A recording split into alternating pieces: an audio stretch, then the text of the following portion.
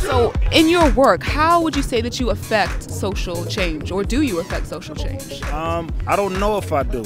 I would say radio gives me this voice for social change, as well as social media as well. You know, you post something, people like it, they know what's going on. You know, I try to give my input and my insight as much as I can. Earlier through my music, you know, when I tried to do my music more publicly, I tried to put some conscious messages within the words. Oh my God, because what I do is comedy. It's hard in my work, but outside of my work, I use my social media platform to try to affect it in every way that I can, especially with what's going on now.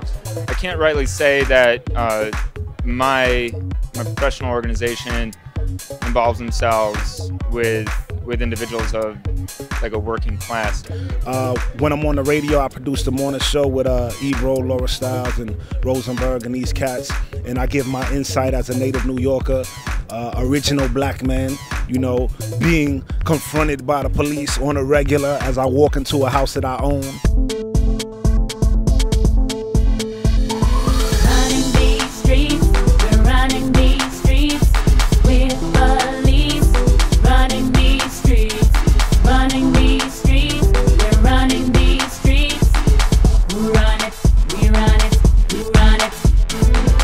Running the Streets with Felice León, arts and culture, up close.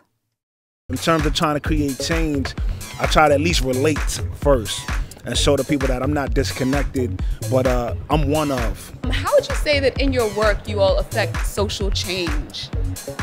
I speak what I feel, so I respond to what's going on in the world and what's going on inside of me, and I try to express that. In my own time, I try to utilize those resources so that we could shed a light to the individuals that are less likely to succeed. And try to create some insight as somebody that has come out of those circumstances so that we can get back in the position that we need to be. Through lyrics, I have the ability to influence and impact anyone in the world. We have a platform just for that.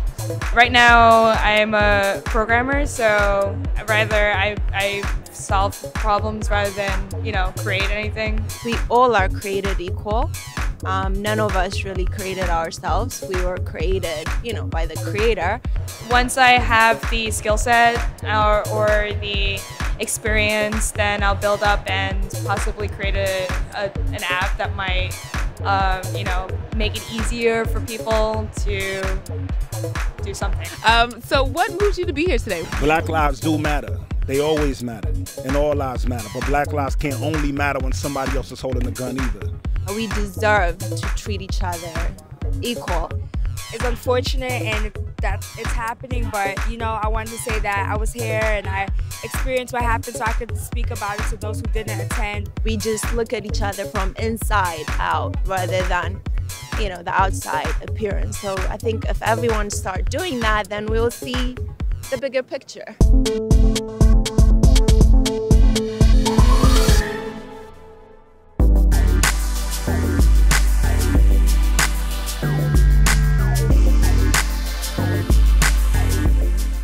So all over social media, people have been calling for action and social change. And one suggestion is to support businesses of color.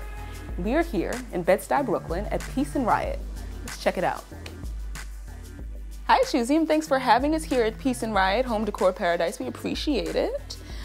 So we're just going to jump right on in. So given what's going on in the country and the world, the name Peace and Riot seems super appropriate, but y'all have actually been around for a while now, over a year. So how'd you come up with the name?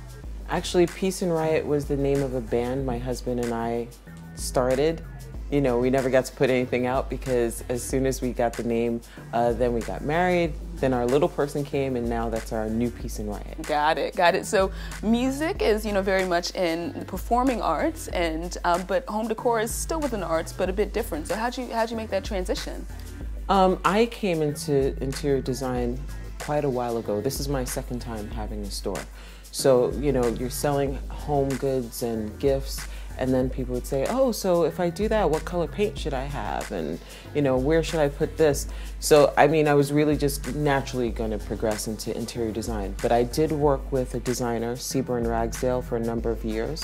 And he mentored me and made sure I knew where to go shopping for things, learn about scale and proportion and light and all the beautiful things of design, yeah. That's awesome. Mentorship is like super, super important. It really, really is. So we are in Bed-Stuy, Brooklyn. Why did you decide to set up shop here? My family's been here since 1937. Wow, Mm-hmm. Wow. We live right across the street from the store, and it's really something else. Our first shop, we opened 2003 and we closed in 2007. Everyone said we were too early. And I just want to be able to live where I sleep. You know, and other neighborhoods have that luxury of being able to go within a 5-block radius of their house and find everything. So here we have Peace and Riot. We're still pretty much the only home goods gift shop in Bed-Stuy. Wow, I am like still at 1937. That's amazing. Yeah, my grandmother was the first black woman on our block, our section of Hancock Street, to move in. And later she headed the block association for a little while. And we find ourselves being cultural ambassadors here and making sure all our neighbors know who lives next door to them, how creative the people are who are here and have been here. I get it. I totally get it. So we dig it, and we thank Grandma for that. We thank Grandma for that. Okay, so now I need your help. So we have a young entrepreneur, a creative type that's working at home. This is our scenario, by the way. Okay. Working at home and also lives at home. And so I want to know if you could help us to set up a space that could work for work purposes, professional purposes, and also kind of to host, you know, fun home fly. I'd love to show you something. All right, Achuziam, so we have a young fly professional, and so they live and work at home. Please help us to set up a space. Well, I want people to remember it is still your home. So you want some level of casual feeling, but some professionalism as well. Oh, exactly. Right? So I try to use comfortable pieces, like the big piece is the one that you can still sit and watch TV on. This one right here actually does double duty as a sleeper. Oh, nice. You can have guests over. Okay, got it. And then some tailored pieces that feel maybe a little more traditional. And that gives you that structure so that you know, okay, I can actually have a nice meeting. And then having some work surfaces, some places to put a laptop down, and just keep it casual. But I always go for some kind of splash of color or things that mean something to me, like artwork, so that the place still has a spirit and a soul. Exactly. We want it. I totally get it. Splash of color. But I also tell people that storing your paperwork, I mean, a lot of people have the luxury of being paperless, but if you have paperwork, don't try to get a bunch of little things. Let me just hold a couple of files here and just another little box here. Oh, that sounds like me. Oops. Yeah, okay. No, it's probably better to just get one big piece that holds everything. Like a file cabinet? Well, whether it's a file cabinet or a sideboard, but one larger piece that holds everything keeps the clutter out of the space. So usually the spaces are a little smaller because they're doing double duty. So look for multifunctional pieces. Got it. So Achuziam, at Running the Streets, our goal is to connect aspiring talent with creative professionals like yourself. We really want to provide an up-close look at careers in arts and culture. And so are there any tips or guidelines that you can provide to aspiring interior designers? Well, for designers, I would say when you're getting started, test out some projects on your friends. Oh, okay. You know, use a couple of spare rooms in their place just to wet your whistle. If you're trying to get into retail, by all means, try and buy the building. Okay. You know, so just make sure your investment is protected. But really, at the end of the day, you need to take care of yourself first, and then you'll be ready for all these other things that'll come at you. I love it. Okay, so we're talking like economic empowerment. We're talking about self-preservation. I'd say the last one is to surround yourself with people who are also like-minded. There's so many people who will tell you, oh, you can't do this, you can't do this. You want the people who will champion you. So thank you, Achuziam, for having us here at Peace and Riot, Home Decor Paradise. Can we call it that? Of course. Okay, great, because we've been calling it that. Otherwise, that would be a mess.